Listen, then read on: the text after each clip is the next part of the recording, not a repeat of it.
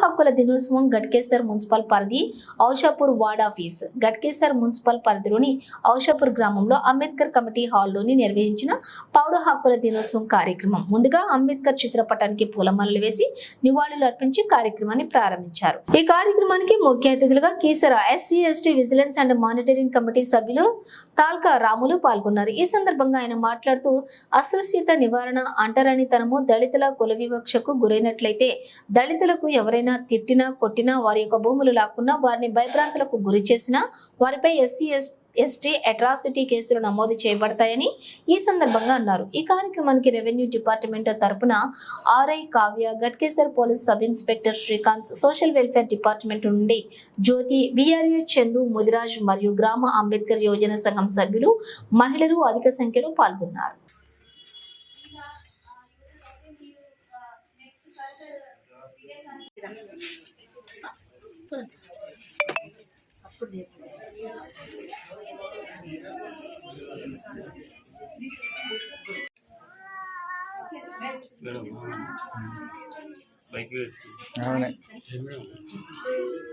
social welfare department